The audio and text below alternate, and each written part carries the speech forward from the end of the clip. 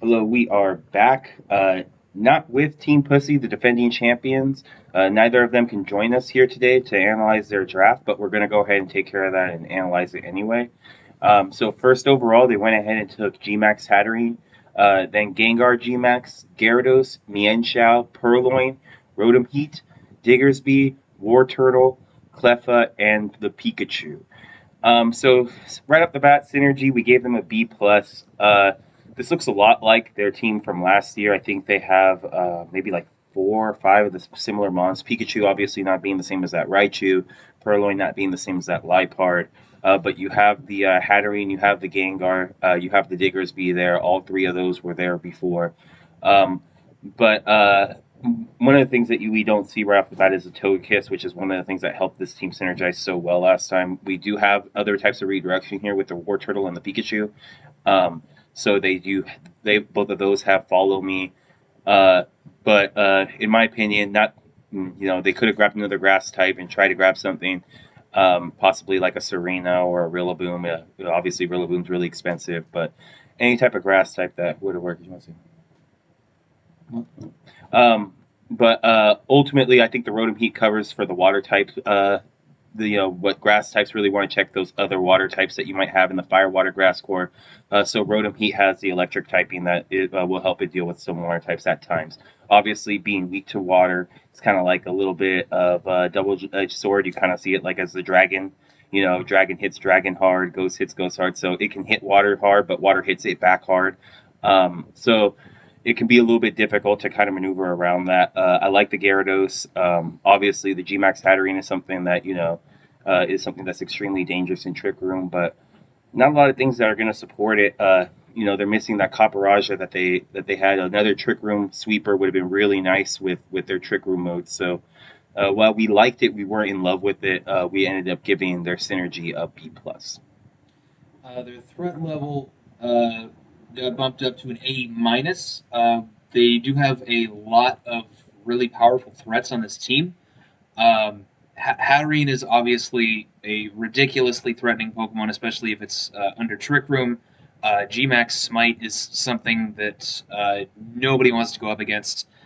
Getting double confusion on both your opponents is very powerful, very annoying for your opponent to deal with. It's a very powerful Pokemon in general. It can go for Max Mindstorm, set up its own Psychic Terrain, and then start expanding force, going for expanding force after its Dynamax ends. Gengar, very fast, kind of frail, does have a setup option in Nasty Plot. It also doesn't require that. It also has a couple of good tech moves that it can run, like Disable, Taunt. Destiny Bond is really nasty when you can catch your opponent off guard with it.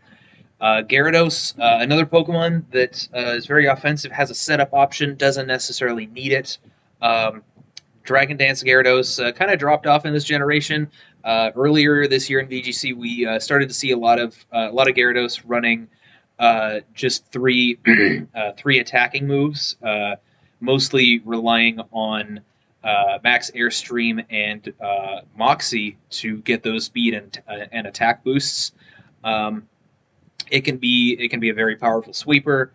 Rotom Heat is another of these Pokemon that can put out offensive pressure, whether you run it kind of bulky or even with a berry, or even run like a Choice Scarf on it. Trick Choice Scarf is an option for something like Rotom Heat. It's able to set up with Nasty Plot just like Gengar, but again, doesn't need to. It can do plenty of good stuff even without that setup. But it would be especially threatening if you put that next to a Max Airstream Gyarados, set up that Nasty Plot, get a +2 Rotom Heat with some speed boosts. Diggersby, again, same kind of thing. It's got that huge power. It can just hit the field and do a lot of damage immediately, but you can even run Swords Dance on it and then Dynamax and blow things up even more. So there are, excuse me, there are a lot of really big threats on this team, and There's some decent support to go along with it. Not the best redirectors in War Turtle and Pikachu, but it's even with one or two turns of Follow Me, assuming you maybe put a Focus Sash on the Pikachu, or War Turtle can be a little bit bulky with an Eviolite. Um, it's these big threats. They can do a lot of work even next to a Follow Me user for just one or two turns. Um, there's some decent support with the Mienshao and the Purloin, both having Fake Out. Purloin providing a bit of speed control, potentially with Thunder Wave, some weather support, and even Cleffa inside of Trick Room can help out Gmax Hatterene. These guys had Cleffa and Hatterene last season, and despite Cleffa actually not having Follow Me, it was a decent support mon inside of Trick Room. I believe he gets fake tears, which can help Hatterene sweep through a lot of opposing teams under Trick Room as well. So threat level, definitely very good. A minus there. Uh, their draft order was the metric that we were most disappointed about. It's not terrible. It's still we still gave them a solid B because they drafted so many big threats with some decent support. Um, and because some of these threats can work well together. Uh, but there were a few problems. One of which is the overall sort of weak redirection. Um, this is something that we're touching on in these analyses pretty frequently. We think that going for redirection early in the draft is fairly important, because a strong redirection Pokemon that can offer a lot of support and allows you to it doesn't require a specific kind of item and can be run with a little bit more versatility and survivability is uh, it goes a long way, rather than just having something that's going to go down in one or two hits like a War Turtle or a Pikachu. It is nice that they got two Follow Me users. They're just really not the best. They can run, but both of these Pokemon can run Follow Me and Fake Out, so that is good. But they kind of waited until the end of the draft to actually pick those up, and it's possible that they wanted a different Follow Me user. Maybe they wanted that Kanto Raichu, or maybe they wanted Blastoise, and had to resort to their pre-evolutions later on in the draft. So at least they do have redirection, but I would have liked to see them grab redirection a little bit earlier. Um, the two other problems that I kind of saw with their draft was that they didn't really take a lot of stuff that works well with Hatterene. It was their first pick, and it is, I think, a great first pick, especially when you pick the Gmax form. Um, but it sort of felt like they went in one direction with the Hatterene and then started going in a completely different direction with almost the entire rest of the draft. I don't really see anything else that wants to be inside of Trick Room with Hatterene except for the Cleffa, and Cleffa is it's a baby Pokemon. Its stats are obviously terrible. It's got some good support options to help the Hatterene, so it's not bad. Um, it still has some utility, but for that to be the only thing that I'm really seeing as a good partner for the hat, uh, it's a questionable decision. And again, I think also with the Gyarados, it kind of felt like they took a step in one direction and then kind of veered off in a different direction after the Gyarados. You'd think they would probably want to go for some kind of lightning rod user earlier on. They did get Pikachu at the end. Um, Unfortunately, one of the best moves that Pikachu gets is Follow Me, because we're not using uh, Pokemon don't have to be Gen 8 native. Um, but you also have to choose between Follow Me and Lightning Rod, so you can't have that precious Follow Me if you want to put that Lightning Rod support next to your Gyarados. Um, And it seems strange to me that they waited until the very end of the draft to get something that is obviously such an important piece of support for that Gyarados. Um, some of their decisions up top to draft stuff like Hatterene and Gyarados are they were good. Those are powerful Pokemon that can work well for them and probably will. Uh, but it seems a little questionable the directions they took the draft after getting those big threats. It also seems a little bit strange to me that they took so many Pokemon that they had in their draft last season without without uh, taking perhaps the most important piece of their draft from last season, which was that Togekiss. Not that I'm knocking them for not getting it. I mean, Togekiss was the overall first pick in the whole draft, so there's nothing you can do about that. But is it worth reviving so much of your old draft the when the most powerful Pokemon on that draft, the most important piece of that draft, is no longer here? Because they did have Hatterene last time. I believe it was not the Gmax version. They had Liepard over Purloin. They had Kanto Raichu over Pikachu. They had Diggersby last time. They had Gengar last time. So many of their pieces are familiar to them. So they have a lot of the same stuff as last time. And granted, their most successful Pokemon in terms of the kill death ratio last season was the Hatterene. Yeah. But we both feel that it was probably more due to the Togekiss that the Hatterene was able to do as much work as it did.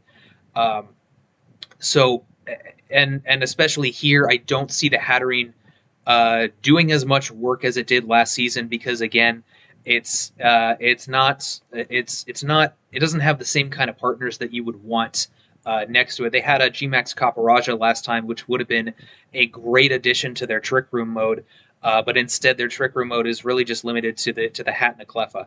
I think they could have very easily gone for something like the Caparaja or just Caparaja itself, considering that there were two of them on the board. They didn't. Neither of them went until a little bit later in the draft. I'm pretty sure both of them were drafted in the second half of the draft. Um, I don't blame them for not picking up something like a Scavalier, even though a Scavalier would work great with Hat as well, because that got drafted a little bit earlier. But I would have liked to see them pick up something else to help them with the Trick Room mode, especially a Steel type sweeper like one of those. Yeah, absolutely. So for their overall team grade, we still gave them a B plus. Even though we do feel that they're missing a very key part of their draft in Togekiss, and they essentially brought the team back together to try and make another run without, by our opinion, the MVP of the team. This is still a very good team in the hands of very good players. I mean, even though we're not really taking into account the skill level of the players, the team itself is very solidly built. I like the Gyarados addition onto there. It provides a new mode, a faster mode that can really start kind of picking up kills right away. It does, in some sense, kind of do what Togekiss did in like just getting max airstreams off and boosting the speed of some of their mons and kind of does stuff like that. But it's nowhere near as versatile as the Togekiss was. I do believe they ran Crit Kiss most of the year. I could be wrong on that. I do remember that a few of the matches that we did get that were recorded, they tended to run Crit Kiss, so they did have the offensive Togekiss most of the time. So maybe their thought process was to kind of have stab max airstreams doing the same thing as a Togekiss. We can get that with Gyarados and maybe get going a little bit with Moxie Boost and stuff like that. So overall, we gave the team a B plus. We really think that if they would have grabbed a better Follow Me user, obviously it was tough because a lot of good stuff went in the first round. Stuff like LaFable, stuff like LaFairy, NDD Female. A lot of those went in the first round. A lot of them went in the first round. So it would have been nice if you could at least get like a Blastoise or something like that really could have fit in there in the maybe top half of the draft. The 3 through 6 slot really would have been a spot where I think they could have tried to target a better redirector and really put this team over the top again. Because I think the Hatterene is a good enough Pokemon to carry this team offensively, but I wonder if it's well supported enough to kind of set up and take that job, and take that mantle that Togekiss was doing before. Going to the pros a little bit, we kind of touched on this. They have very versatile support. The Hatterene kind of mixes in between like being offensive and supportive. The supportive ends more or less just ends up with being Trick Room, like you said, Trick Room up with it. But Gengar gets stuff like Taunt, as you hit on, Disable, Perish Song, Destiny Bond. The Mienshao is a fast fake out user. Does it get inner focus? Yes. Yeah, so it can't be faked out, which is also very good. You're able to pretty reliably get your fake out. Even if you are one of the faster fake out users on the field, it's nice to just be pretty reliably get that fake out off. Um, the Purloin, obviously it's Lipard light, but they did very well with it last year. The Purloin is just a Swiss Army knife. It has so many different options, with the prankster mode. So I think you combine that with the last three picks of the War Turtle, the Cleffa, and the Pikachu. The Cleffa, as you said, really really slow, does good in trick rooms where you can start fake tearsing things, has helping hand and things like that to kind of put the offense in a little bit more for the Hatterene and kind of will open things up. And then the Pikachu and the War Turtle both have the redirection, uh, albeit it's not as bulky redirection as you would typically like. It's still there. So a good versatile support group that they have here. Um, and then another one is the good mixture of setup options and immediate offense. So immediate offensive pressure. And what we mean by that is obviously Gyarados has the option to Dragon Dance, Gengar has the option to Nasty Plot, Rotom has the option to Nasty Plot, um, and all these things can immediately start putting out offense just with one setup move. You have a huge threat on your hands at that point. Um, the Hatterene, it really just needs to get Trick Room set up, and then it becomes a force. But some of the things that can really start putting out offensive pressure right away are really some of these special attackers that they're going to be having next to Purloin. Stuff like the Gmax Gengar and the Rotom Heat just next to the Purloin really doesn't take a lot of setup at all to start doing launching fake tiers, getting a fake out off. It's very versatile for them to just go special heavy and launching these fake tiers with when you have good enough coverage with stuff like Dark Pulse on the Rotom, fire coverage and the electric type attack, and then Gengar has good coverage too, obviously, with decent coverage. Both the stabs are really good. Plus two fake tiers, it's gonna be a lot coming out of there, and that doesn't require too much support or too much setup or anything like that. So I think the good options that they have to just start, even getting Gyarados one max airstream, so that way it can get a speed boost and maybe pick up a knockout real quick and get a moxie boost, and now before you know it, in one turn, you're putting yourself into position to just sweep them. Um, and the last one is, in my opinion, it's a very tough team to prepare for. And if you're from looking at from Team Pussy's end, it's a very easy team to prepare with. So I think that a lot of teams are going to have a lot of trouble trying to figure out what exactly to focus in on. While a lot of these modes might not be as well supported as we might like, the fact of the matter is that they are still relatively dangerous, and you definitely have to prepare for things like the Gengar and the Gyarados, the Rotom Heat, the Hatterene and Trick Room. There's a lot of things that you have to just in general worry about, and from Team Pussy's end, it's just a matter of like, hey, which one do we like the most? We can go with that and still get a pretty decent offense going out, even if they might lead something that might be less than ideal. Not a lot of things are going to be eating a Purloin fake tears, with a fire or electric move coming out from Rotom, or mixing it up and getting Gengar in the mix. So uh, you know, overall, I think that's going to help them out a lot to be able to be very versatile with how they can approach certain matchups. I don't know how well they tend to prep. I tend to get the feeling that I've seen that they have a good strong core, and then just moves that they kind of will take out, like oh well, we'll obviously take this off and put this coverage move on there, but we'll kind of run the same set. you know uh So I wonder how much prepping they're going to have to do on a week to week basis to try and get the wins that they usually want. But I think that with this type of team, it's not going to take a lot of too much prep to try and figure out exactly how you want to attack certain opponents. For the cons, one of the things we noticed first was that there seems to be somewhat of a lack of reliable speed control. We have identified several different kinds of speed control here, but not all of them are exactly the best. We would have really liked to see a Tailwind user somewhere.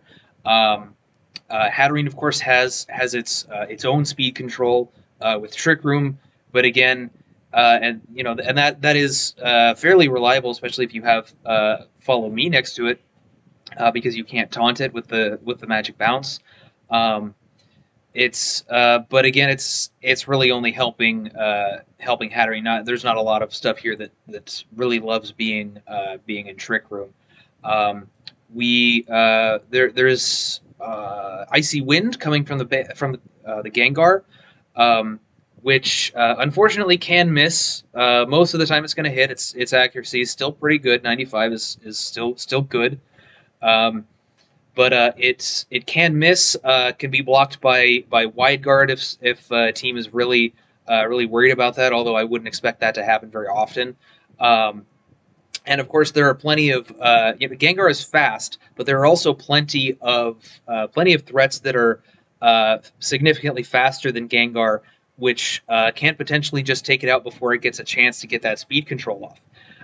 Because it is so frail. So and there's a lot of Pokemon on this team that really want to carry that Focus Sash. So it might be hard to justify it on Gengar sometimes. The Mienshao wants a Focus Sash. The Purloin wants a Focus Sash. The Cleffa wants a Focus Sash. The Pikachu wants a Focus Sash. Maybe even the Wartortle wants a Focus Sash. If you feel like you can't make it bulky enough for a particular matchup. Even Hatterene wants a Focus Sash sometimes. Although considering how many Pokemon want a Sash on this team, I don't expect Hatterene to be carrying it very often. Um, but there are a lot of Pokemon like Dragapult or like Cinderace. There are two Cinderaces that were drafted. There were two Inteleons that were drafted. There was a Jolteon that was drafted. There's a lot of Pokemon like that could just pick that Gengar off before it gets a chance to get that Icy Wind off. There's also Thunderwave from Purloin, which is very good as long as you can get it off and use it correctly. It's gonna the amount of speed control that it provides you is much better than Icy Wind. It's another thing about Icy Wind; it's only a -1 speed drop, not as effective as Tailwind, not as effective as Thunderwave. Um, but yeah, the Purloin's Thunderwave it is great because of the dynamic speeds that were introduced in Generation 8. Um, but 90 base accuracy is a little bit shaky if you're really depending on that speed control on that same turn, and you end up missing the Thunder Wave. It can just kill you. You can potentially lose a game off of that if you really need it. Um, it can also it can be sucked up by an opposing lightning rod. Um, Teams like Doesn't Click and the Statistic Seniors can just throw out a Pokemon onto the field and block it completely with the Psychic Terrain on Indeedee from the Seniors and Sarina's Queenly Majesty on Doesn't Click. Um, a lot of teams obviously have all many different forms of redirection. If you're okay with your redirection Pokemon getting paralyzed and saving the Dynamax Pokemon that's sitting next to it, and you really need a paralysis on that Dynamax Pokemon, uh, you you're probably not going to get it. I mean, Purloin does have access to taunt. You might be forced to waste a turn taunting that Follow Me Pokemon before you're able to actually get that Thunder Wave off. Whereas with something like a Prankster Tailwind, you don't have to worry about that. You can just Tailwind, and suddenly you get the same, essentially the same speed boost that you would get from paralyzing that opposing sweeper. I would say the most reliable form of speed control I see on this draft is Max Airstream from Gyarados. That also That also obviously requires you to Dynamax your Gyarados, which means other threats like the Diggersby, Rotom, Hatterene, Gmax Gengar, they're not gonna be Dynamaxing, and it can also if your opponents are putting down enough damage control with stuff like Prankster Charms or Intimidate or Parting Shot, stuff like that. Uh, it can shut down your Gyarados' ability to do damage. You're not going to be picking up KOs and getting those Moxie boosts.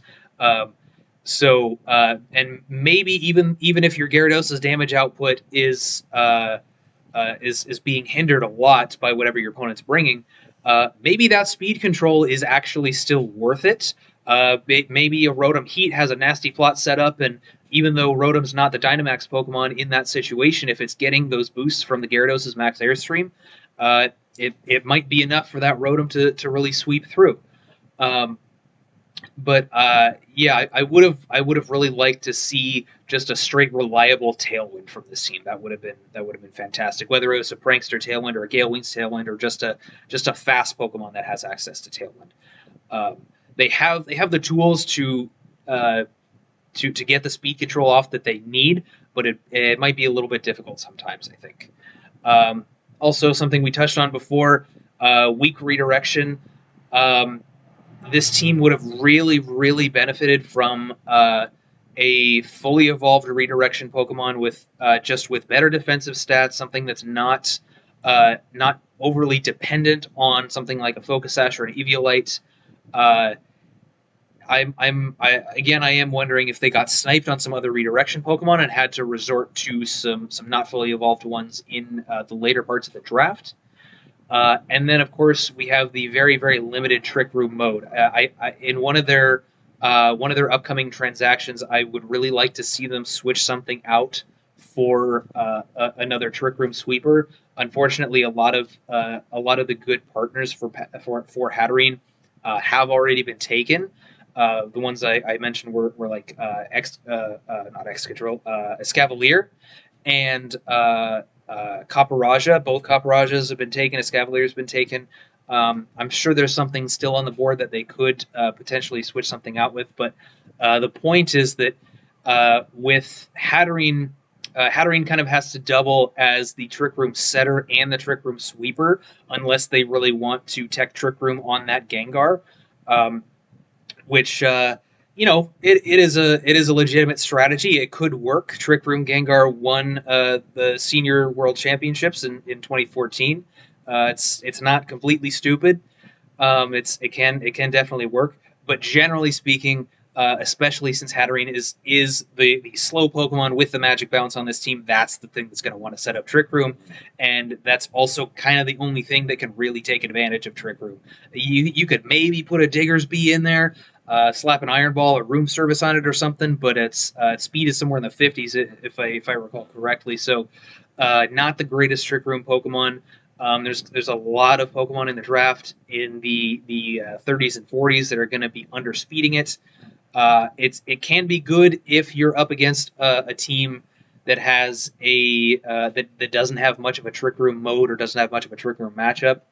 But generally speaking, it's really just that Hatterene that's going to want to be taking advantage of the Trick Room, and the fact that that's so limited makes this team a little bit awkward because you're going to have Trick Room up, and then unless you have that specific pair of Hatterene Cleffa on the field, or perhaps Hatterene with a redirection Pokemon, things are going to get a little bit weird because a lot of these fast Pokemon are going to find it awkward to be inside of Trick Room. And then if you are going with some kind of a fast mode, but you still have the Hatterene, you're probably going to want to Dynamax something else like the Gyarados.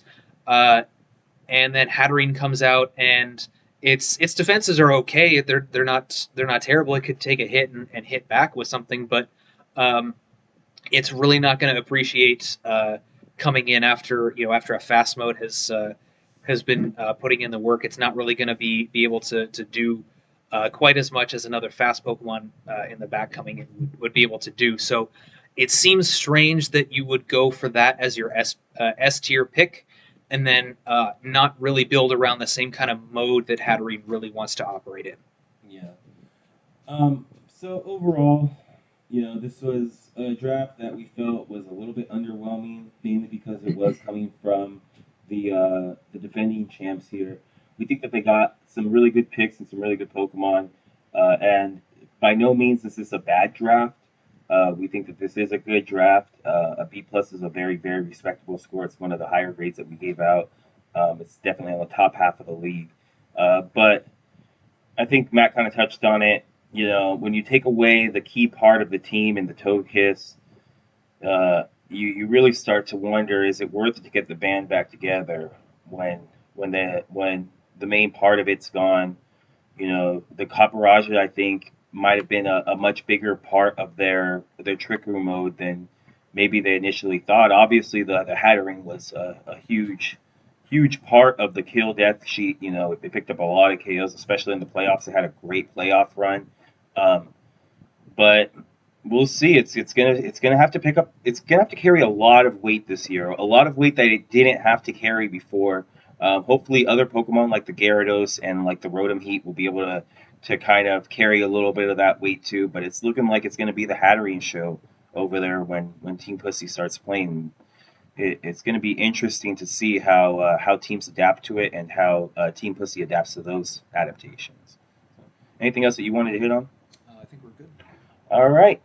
So after this, we are talking to, let's see here, actually the Sky Pillars. So we'll have them on in for a little bit. We'll discuss their draft right after we return. So we'll see you soon.